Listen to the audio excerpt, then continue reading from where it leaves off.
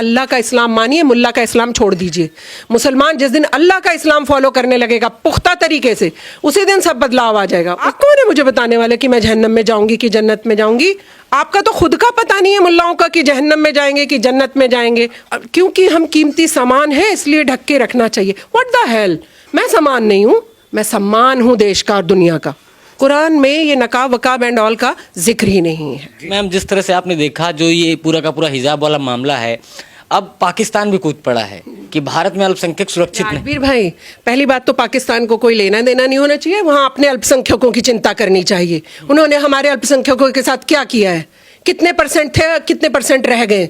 छोटी छोटी मुस्लिम लड़कियों को आप क्या कहते हैं, वहां तो मुस्लिम बच्चियों का तो शोषण करते ही हैं, लेकिन एक हिंदू बहन सुरक्षित है वहां पर? मैं पूछ रही हूँ आपके माध्यम से पाकिस्तान से कि मुझे बताइए कि हिंदू बहनें जो छोटी बच्चियां थी, बड़े बड़े 60-70 साल के आदमियों से आपने उनकी शादी करा के इस्लाम धर्म कबूल करवाया, क्यों?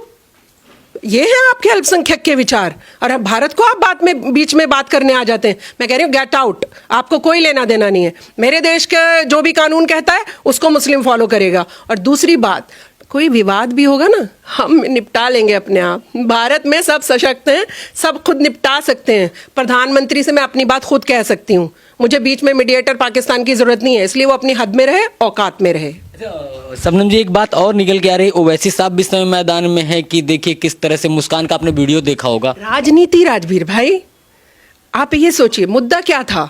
मुद्दा था स्कूल प्रशासन का और 2-4 बहन बेटियों का जो कह रही थी हमें हिजाब में आने दिया जाए। स्कूल प्रशासन ने कहा नहीं, हमारी गाइडलाइन ये नहीं कहती हैं। अगर सब लोग मिलके बैठ के विचार करते, हो सकता है हिजाब में आने दिया जाता, हो सकता है कि लड़कियां ही मान जाती, हो सकता था ना। लेकिन वहां बात नहीं हुई। वहां पर कुछ लोग भगवा लेकर आ गए झंडा कि जय श्री राम, फिर उसने कहा अल्लाह अकबर, इसको पूरा पॉलिटिकल रंग दे दिया गया। मैं बोल रही हूँ कि जो भगवा झंडा लेकर आए, क्या वो हिंदू भाइयों को बदनाम नहीं कर रहे हैं? मैंने तो कभी पूरे देश में नहीं देखा कोई हिंदू भाई मुस्लिम बहनों को टॉर्चर करता हो या मुसलमानों पे अत्याचार करता हो। गर्व से रहता है यहाँ पर मुसलमान। लेकिन तो लगता है ना कि मुस्लिम बड़ा प्रताड़ित है मैम। नहीं, मुस्लिम प्रताड़ित है तो राजनीतिक लगता है ना, मुस्लिम प्रताड़ित नहीं है। आज पूरे देश में आप प्रदर्शन कर रहे हैं हिजाब को लेके, आप कह रहे हैं प्रताड़ित हैं? क्या बात कर रहे हैं आप? पॉलिटिकल रंग दे दिया आप लोगों ने, आप कह रहे हैं कि प्रताड़ित है मुसलमान। मुसलमान ना कभी प्रताड़ित था, ना कभी है, और ना कभी कोई मुसलमान को प्रताड़ित कर सकता। मुसलमान किसी को प्रताड़ित कर दे तो हो सकता है प्रताड़ित कर दे, पर मुस्लिम कभी प्रताड़ित होने वाला नहीं है। मैं बोल रही हूँ बच्चियों को, हम सबका मोटिव क्या है, सारी पॉलिटिकल पार्टीज का मोटिव क्या है भाई? अच्छी शिक्षा होनी चाहिए। अच्छी शिक्षा ना, तो अच्छी शिक्षा के लिए आपको अच्छे से बैठ के बात करनी पड़ेगी ना। ये क्या हिजाब क्या बैन लगा है क्या देश में? बहुत सारी मुस्लिम कंट्रीज में तो बैन भी है, जी। बहुत सारी बाहरी कंट्रीज में तो बैन है, बिल्कुल हिजाब नहीं लगा सकते हैं आप। लेकिन सार्वजनिक स्थल पर भी नहीं लगा सकते हैं आप। हमारा देश तो ऐसा है जो मुसलमान ऐसे प्राउड से खड़ा रहता है हर वक्त। देखते हैं आप कौन से मुसलमान को एक भी अत्याचार बताइए मुझे गिनकर जरा। ये ही देश है जहां मुसलमान अल्पसंख्यक होकर भी बहुसंख्यक डरता है और अल्पसंख्यक टॉर में चलता है।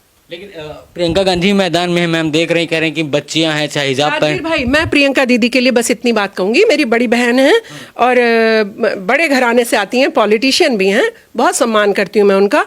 लेकिन मैं उनसे बोल रही हूँ कि बिकनी भी पहनकर, क्या कभी बिकनी पहनकर वो खुद ही स्कूल गई हैं? कोई भी राजनीतिक जो दल हैं जो कूद कूद के हिजाब के पक्ष में आ रहे हैं, मैं बोल रही हूँ क्या ये सब लोग कच्छा बनियान पहन कर गए स्कूल? आप पूछ लीजिएगा, कभी मिल जाए। और ये ओवैसी भाई, वो शेरनी है, वो भगवा वाले को शेर बताएंगे, ये हिजाब वाली को शेरनी बताएंगे, फिर एक दिन दोनों को टिकट मिल जाएगा सब। फिर क्या होगा? फिर तो मुद्दा खुल जाएगा ना कि पॉलिटिक्स थी। फिर तो मुद्दा खुल जाएगा ना कि हिजाब वाली भी पॉलिटिक्स कर रही थी और भगवा वाले भी पॉलिटिक्स कर रहे थे। मतलब राजनीतिकरण में बच्चों को मत फंसाइए प्लीज। लेकिन मैम, आज की अगर बात करें, अलीगढ़ की एक सपा की एक नेता हैं, वो मुस्लिम महिला है, वो कहती हैं कि अगर हिजाब में किसी ने हाथ लगाया तो हम उसके हाथ काट देंगे। इस बयान को आप कैसे देखते हैं? ये बयान बड़ा वायरल हो रहा है। नहीं, अभी तक जो हिजाब वालियों को घर में टॉर्चर करते थे, कितने के जाके हाथ काट के आई हैं?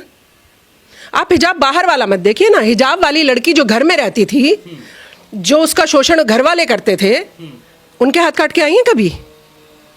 पूछिएगा उनसे कि सबसे ज्यादा प्रताड़ित मुस्लिम महिला कहाँ होती है, आपको पता है? अपने परिवार में। लेकिन आज विरोध हो रहा है हिजाब को पहनने को लेकर मैम, विरोध हो रहा है। पहले तो आज़ादी के लिए विरोध होता है। बताऊं, ये विरोध हिजाब का नहीं है, ये विरोध राजनीतिक दलों का है। यहाँ मुस्लिम को हमेशा टारगेट पे रखकर और कुछ राजनीति करने वाले लोग मुसलमान को टारगेट पे लेकर आते हैं।